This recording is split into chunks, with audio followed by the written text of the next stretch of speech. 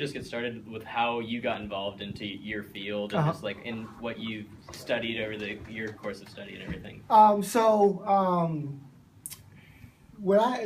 technically what's called an economic sociologist. So I study the sort of social underpinnings of economic phenomena. I mean that oftentimes we think of markets as just composed of buyers and sellers, and then there's an equilibrium price, right? But in fact, there requires a whole set of social infrastructure to make those markets work. And in particular, I've been interested in the underlying inequalities that result from that social infrastructure that allow for markets to work.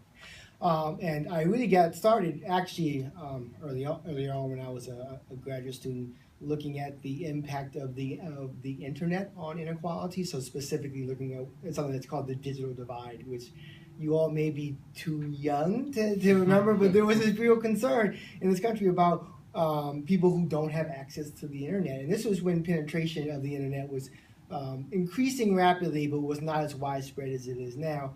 And so I looked at the ways in which different groups of people use the internet, and so how the ways they use the internet might impact levels of inequality between them, right? And so I then started thinking about, trying to be original and innovative in thinking about ways in which inequality is impacted. And so I hit upon this idea about consumer finance. And so I was interested in studying the financial lives of low-income individuals and how the financial services industry and the financial markets we have for them, how those impact patterns of inequality, both sort of racial and class-based forms of inequality. And so that's basically my history, I now, most of the stuff I do is on consumer finance. And when I say consumer finance, what I mean by that are things like banking, things like mortgages, things like payday loans specifically, or rent-to-own centers. All this falls under what's called the consumer credit markets. And so I study the way those things impact inequalities between families, between different groups of people. And so that's pretty much how the sort of trajectory of my career so far, research trajectory. And it just really maps on to understanding my own personal trajectory in terms of, seeing how people use money in my own life, and seeing how the internet impacted people that I knew, and how some people used it for good things like trying to find a job, and how some people use the internet for more base sort of activities, right? And so, which turns out to be one of the things that people use the internet for, right? And so, thinking about the ways in which, ways that we don't always go to those particular mechanisms for thinking about how they impact inequality. And I was just trying to be innovative and think outside the box. So I hit upon first the internet and then this idea about credit markets. And it turns out that it wasn't that innovative. It's just that there's just, I was a little bit out in front of the field, and then now it's catching up with me. So there's a lot written now about the role of consumer finance and technology and inequality, and those are well covered. Nice. Mm-hmm. This is new. I'm young. I guess we're all young. The digital divide idea. Would you say there's connection between minority groups? In our case, we're studying African American minorities. Mm-hmm. in terms of the digital divide, how they fared in terms of the age of the internet and how that led to income inequality in that way, or inequality in that way? Well, so one of the things that so the answer to this is yes, and it turns out that so my master's thesis early on was specifically looking at the differences between whites and blacks and how they use the internet. What specifically do they do online, and do they do different things? And it turns out, yes, that's true. If you look at white internet users, they oftentimes are looking at banking and financial activities. And if you look at the black population, they're oftentimes doing it for job search and for education-related activities. And so one has an implication for sort of financial mobility, and the other one is about educational and job mobility, right? And so these things can have a differential impact on income and different types of resources, but it does suggest that there are these productive uses of the internet that both groups are working on. And so it was kind of difficult to tease out exactly what the impact of that would be in terms of widening or shrinking those differences, but it was good to see that both groups are using it for productive purposes, and that there weren't any signs that no one was using it for productive purposes, that everybody was just using it for porn, right? Yeah. That's not what came out of that research, right? And so that was good. But now we've moved on from the idea of digital divide to this idea of digital inequality, and this is the idea that now almost everybody has the internet, but the question is, how do you access it, and what do you do when you have access to it? And now we're beginning to see that the way that African Americans get access to the internet is typically different than, say, whites, and actually from Asians as well, which is that they're less likely to have home connections on home computers, and they're much more likely to have access through mobile devices. They're much more likely to use things like Twitter and other sort of social networking sites, which are popular amongst all groups, but they're much more likely to do it on mobile devices than on either a laptop or a home computer, which is much more likely to be found in sort of more affluent households, which are predominantly white and Asian. So there are some implications there in terms of technology for inequality, but no one's really speculated about how big of an impact that will have on the size of the gaps in terms of income inequality, or the bigger than income gap is the wealth gap, and that's the real big divide in this country. And the income inequality changes a little bit. There's a relatively high amount of volatility across from year to year in your income, but your wealth is that's where the big gaps are in this country. But both of them are problematic. There are obviously large amounts of inequality between whites and blacks, both in terms of income and in wealth, right? So. You talked about social and economic mobility earlier. Have you found that certain races face larger barriers to that social and economic mobility, or if it's mainly that their prior wealth, as you said before, is what causes those barriers? It's both. There are some fairly compelling studies now that definitely demonstrate that both blacks and Latinos face discrimination in job markets, for instance. So they're now, there's a very famous study now that showed that, done in Milwaukee of all places, that showed that blacks, when they apply for a job, the chance of them being called back for that job was roughly equal to a white applicant with a criminal record, right? And so a black man applying for a job without a criminal record has the same chances of being called back as a white man with a criminal record, right? And so and this has been replicated, for instance, in New York. Latinos face a somewhat similar but a smaller gap in terms of the effect of that discrimination. But we do know that there is discrimination that's out there, so that is still something that is operating. However, the prior impact of resources, we're learning more and more, has a huge impact on the ability for people to get ahead in their lives. And so increasingly this comes in different forms, right? One is wealth, right? If you have wealth, you can help your children go to private schools, you can help them go to better colleges. This matters. But we're also finding out that it also makes a big difference where you live. So this is the idea that the place where you grow up, even if you yourself are not poor, can have an impact on your cognitive functioning, your educational performance in school, and your chances of getting into college, right? And so there's a whole new branch of research that shows that if you are black, you are much more likely to live in a community that has high rates of poverty than for whites. And in particular, the statistic is if you're a black family that earns $100,000 a year, your community is similar to a white family's community that earns around $30,000 a year, right? And so then what you can do is you can look at, well, what's the impact of living in a community like that? And then you can show that there are these cognitive effects. And when I say cognitive effects, what I mean is performance on things like IQ tests, right? And then you can look at the educational effects, like performance on things like math and English skills, right? And then going down the line, that has an impact on your educational achievement as well, right? And so there are both of these things going on. There are these frictions that are going on in terms of things, issues of discrimination, but there's also the resources that you're provided from your parents. And it turns out where you live is also an important resource, not just the wealth that you have, right? Does that make sense? Yeah. That's interesting because we actually started this this project talking about how just looking at our school, we come from a predominantly white neighborhood, and just looking at how few minorities attended that school, and wondering what the effect or what were the causes of that. So. If I can jump in for a second, and that's a really important question, because one of the things, so I just taught a course last semester in social inequality, and one of the things that we talked about, was Ferguson and the unrest in Ferguson. But an important thing that we talked about was that Ferguson didn't just happen, right? It was a situation that was constructed. There's a history that happened there. And in your neighborhoods, there's also a history. And so the demographic makeup of your particular, community, whether it's racial makeup, it's class makeup, that is not something that happens by accident, right? It's constructed by a set of policies and a set of decisions.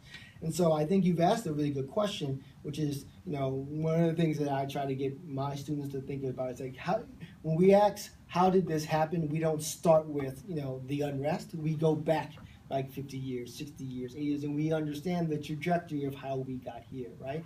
And so part of understanding this notion of place, about the effect of where you live, is understanding how where you live was constructed, because those things don't happen by accident. Every place has a history, right? And so it's a lot of times very important to go back and look at that history and understand how did that community get constructed. And so now I would encourage you, if you get a chance to think about that and look at that, And it sounds like that might be something that you all are doing already, right? So. Do you find that there are certain barriers in place that prevent, say, an African American person from changing their community, living in a different community as maybe a more advantageous one? Right, and so there are, again, a large number of empirical studies that show that other ethnic groups, and this is true not only for whites, it's also true for Asians, and then also true slightly for Latinos, that when blacks move into those neighborhoods, there's a desire, it increases the desire for those groups to move out. And so even when they have the ability to move, it turns out that the people in those communities don't want to share their residence with them, and so they move to other places, right? And so that's one aspect, is that even if you do move, what you end up constructing is another black neighborhood. And there is nothing intrinsically wrong with a black neighborhood, right? However, there is something about living in diverse neighborhoods. And if you look at the statistics, blacks want to live in diverse neighborhoods. That's what they want. Everybody wants to live in diverse neighborhoods. It just turns out that what some other groups think of diverse oftentimes means a low percentage of African Americans, right? So the impact that this has is that it impacts the overall value of the housing that blacks have, because no one wants to live in those communities, right? This depresses the values of the house. And then when they buy a house in another community, those people move out, right? This decreases the value of the housing stock of the place where they moved into. So that's almost a barrier to economic advancement in itself. Exactly. And so there are all of these widespread effects of of housing and place. It's a very sort of complicated, it's a very, very complicated, and when I say complicated, what I mean is that it has far-flung effects, right? And so we're still trying to, in terms of social scientists, are still trying to figure out exactly how all of that works. I mean, we can see it in the data, but trying to understand why people want to move that quickly once, like the threshold that they have for blacks moving in and when they want to move out, or what used to be called white flight, it's a very low percentage, right? It's a very, very low percentage. So why is it that low, and how does it work?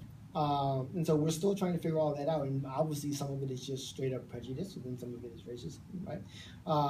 But then obviously the other thing is that just historically, blacks have had fewer levels of resources. They have lower levels of wealth than other groups do, right? And some of this has been built into policy. So I mean, if you looked at things like the GI Bill, if you look at the way that the Federal Housing Authority works, they very explicitly excluded African Americans from some of those loans and some of those programs. So there's been a long history of trying to exclude blacks from some of the advantages that other groups have had in terms of accumulating wealth assets. And then if you don't have the wealth, it's very difficult to move, right? And so, and then this has implications and impacts on things like your credit score, right? And so if you have a low credit score, this means it's difficult for you to move to new places, because that's what they do when you move into a new place, they check your credit, right? And so it's all tied up into a very sort of a very complicated picture where it makes it very difficult to move. And if you look over time, it turns out that black mobility has decreased quite a bit, though there has been a movement from there's what's called the sort of second Great Migration, where there's a flow of African Americans back to the South, which is a whole other thing, and also has implications for inequality too. So that's too long of an answer, isn't it? I'm sorry. That's great. That's great. So in terms of social unrest, obviously people are angry, but do you think that people recognize themselves why they are angry? Why the unrest is, in terms of, like, we were just talking about, it's lack of resources and, like, just wealth gap in general. It's like all these rampant problems, yet it seems like the mainstream media and just like people in, like, on a surface level are attacking these isolated incidents as like causes for civil unrest, when obviously there's more history, like police brutality, and using that as a focusing all of the attention on that rather than looking at the big picture. Right. I mean, I think you all hit the nail on the head. I mean, Ferguson is a great example. We know now, because now the Department of Justice has gone in and written a detailed report, that what happened to Michael Brown was the spark that ignited a flame, but the relationship that was shown between Michael Brown and the police officer, one of conflict, right? That had been going on in Ferguson for a long time, well before that. They had been protesting that long before that. And so I think that the media has a tendency to see the flame and to focus on that without looking at the situation that built up that sort of tinderbox, right? That sort of allow for that flame, that spark to ignite something. And so if you look at Ferguson, the Department of Justice report was very clear.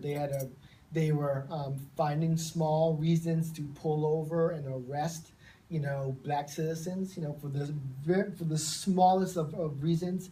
When they couldn't pay the tickets, they were arrested. So you didn't get like a second notice. You were arrested, right? And so there was a very conflictual relationship with police in Ferguson. There was a feeling of exploitation by the police and the government of Ferguson.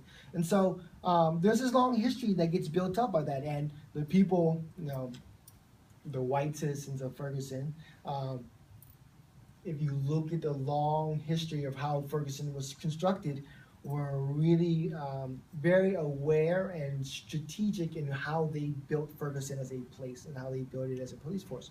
And so, to answer your question very simply, yes, there's a long history that builds up to these, often involving police brutality, that gets us to these moments. The media focuses on the moments and the reactions to them, and has a tendency not to focus on the injustices, the exploitation, and really the productive work that groups in those places have been trying to do before the bad stuff happens, right? And this is what we see in Baltimore. There were lots of opportunities in Baltimore where folks in Baltimore were protesting the police there, and no one was really listening to what was going on. And so, but then they focus on the fire, and then they forget about all of this other stuff. And this has a tendency to make the people, the rioters, or the people involved in social unrest look like the bad guys, right? And so, when in fact, there's not really a good guy or a bad guy. There's a social situation that needs to be mediated, and instead the media focuses on the conflict rather than an effort to try to understand how we can solve some of these problems.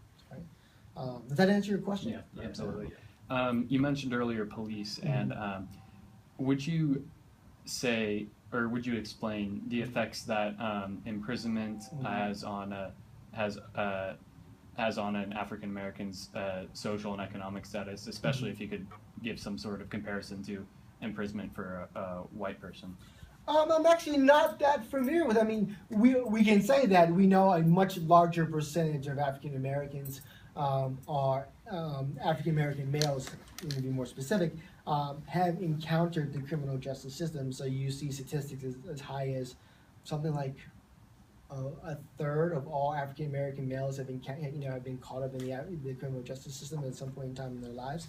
And we do know that many states don't allow felons to own weapons. They don't allow felons to vote. Right? They don't allow. Well, many places have a marker on employment applications where if you've been arrested, or particularly if you've been convicted of a felony, you have to publicly say that on a application form. And so it has a large impact on your employment opportunities, and therefore has a huge impact on your ability to make ends meet. What then also happens is that this has an impact on your family, because then they have to support you, right? And one of the new pieces of data, one of the new pieces of analysis that has come up is that one big explanation for the wealth gap between white families and black families is that black families have to spend more money to take care of poor members of their families, particular siblings, right? So this need to take care of other people in the family, some of this is rooted in these high rates of incarceration that we've seen. We also know that a lot of that incarceration are for petty crimes, non-violent drug crimes now that we're decriminalizing, right? And all at a time when, if you look at overall what's happening to crime, we're safer now than we've been in 40 years. There's been an unbelievable drop in crime in this country, right? We're policing as if as if crime is still very high, when in fact crime has dropped to the lowest point in most places than it has been in 4 decades. And so we have this contradictory thing where we're locking all these people up, but the crime rate has already dropped, right? And so the impact of continuing to lock these folks up, and the long-term impact this has on inequality, it doesn't fit our current environment, because we're much safer than we used to be. We don't need to police jaywalkers the way that we by arresting them all the time. And so it's a very bad situation. Would you say that, in general, that African Americans receive harsher punishments for those more minor crimes, like you said in Baltimore, what was happening, how they'd be pulled over for small reasons? Would you say that's actually occurs on a larger scale, not just in Baltimore? Yeah, so there's a good amount of empirical research on this now that definitely shows that blacks receive longer sentences for the same crimes compared to whites. So that's definitely a thing. That definitely happens. And there's always the example that's now been mostly changed, has always been this sort of the crack cocaine versus powder coke example, which is that whites were much more likely to have coke, whereas blacks were much more likely to have crack. They are essentially the same thing in slightly transformed versions. You use coke to make crack. They're essentially the same thing. However, the sentences that you get for possessing coke were much lower and much shorter sentences than if you possess crack, right? And so there was a huge sentencing disparity about that. But that's been fixed now. For the most part, that's been fixed. But even for any crime that you can think of, whether it's violent crimes, sexual offenses, blacks receive longer sentences for that than do whites. Yeah, for sure. And I should say that we should also be clear that it is not clear that, for instance, for drug offenses, it's not clear that, and as a matter of fact, there are several studies that show that whites are more likely to both use drugs and deal drugs than are blacks. However, the way that blacks deal drugs is in a much more public way, so they're much more open to policing. So if you were to go through and actually look at the actual rates of who is using drugs, who should we be policing if we want to capture drugs, you're much more likely to get that if you're policing whites. It's just that the communities in which blacks use drugs and sell drugs are so much more heavily policed that they're much more likely to be arrested for those crimes than are for whites, because you don't see the same type of heavily policing in suburban areas where it's much easier to hide both drug use and drug dealing than it is in urban environments where there's open air drug dealing, right? And so the underlying levels of criminality for whites and blacks, for instance, with drugs, is actually not that different. It's slightly higher amongst whites. However, blacks go to jail for it much more frequently and serve longer sentences. And some of that is just about where it takes place and how we police black communities and black people. And so a common theory I've heard is that this increased levels of incarceration for blacks causes an increase in future crime because, now that they've got a mark on their record, they find it harder to get a job, so it's harder to make ends meet, which in turn causes increased level of theft just to support oneself. Do you find that theory is I actually true? I actually don't know the answer to that question. What I do know is that it severely impacts the biggest effect is that it severely impacts employment opportunities. And so long term, whether or not it's higher rates of criminality or whether or not it's higher rates of use of social welfare programs or the type of financial drain it puts on families, there are these long-term consequences for black communities that have members of their families come into contact with the criminal justice system, right? That impacts all of those things, right? I'm not entirely sure. And I think that the hypothesis is a sound one that you would expect that there would be greater rates of that once you've gone to jail and you don't have that many opportunities that you return to a life of crime. But I think what you see is that it varies considerably depending upon the type of crime that you were found guilty of, right? That matters probably more than anything. And rates of recidivism for different crimes varies considerably. So, but it does make sense, and it is the case that if you are convicted of a crime, particularly of a felony, and it will have these long-term sort of cascading effects on your family and on your community, and that's just not good, right? So here's the big question. What do you think can be done to at least mitigate some of these problems? Well, I guess it depends on what we think of as, the problem. Some of it is simply acknowledging that racism exists. Yeah, and there's a lot of people in this country, probably nearly a majority, who even if they understand and acknowledge, the history of sort of racism and discrimination, certainly don't want to talk about it, right? And so having that sort of open conversation about the legacy of racism, discrimination, and slavery in this country, I think is a good first step. And if you haven't read it yet, there's a really great magazine article that's very accessible, and it's called "The Case for Reparations." It was in the Atlantic a little while ago. The name of the author is Ta-Nehisi Coates. He won the Polk Award for it this year. So if you just look up the Polk Award, who won the Polk Award, Polk, you can find it. It's a really great discussion of a lot of the issues that we're talking about in terms of incarceration and crime, in terms of housing and wealth. And he makes the case that we actually need to have this conversation about this is the legacy of our country, and we're all responsible. All Americans are responsible for that legacy, white, black, Latino, Asian, that produce this result, and these black communities that have high, and there are just these very specific ones that have high rates of crime and high rates of poverty. Those are things that were constructed. They didn't just happen. And understanding that and having, the American population have a conversation about that and acknowledge how our policies and by, the politicians that we elected, they constructed that thing. That's a good first step. But outside of that, the bigger issue is that we've had a very long period over the last 4 decades of stagnating wages and relatively, how can we say, a set of circumstances that institutional arrangements that benefits profit over labor. And so some of the things that we need to do is to reverse some of those trends, make it valuable to work again. And we see that now in some of the minimum wage campaigns. I don't know if you all have seen that. Seattle passed a $15 minimum wage. LA is debating passing a $15 minimum wage.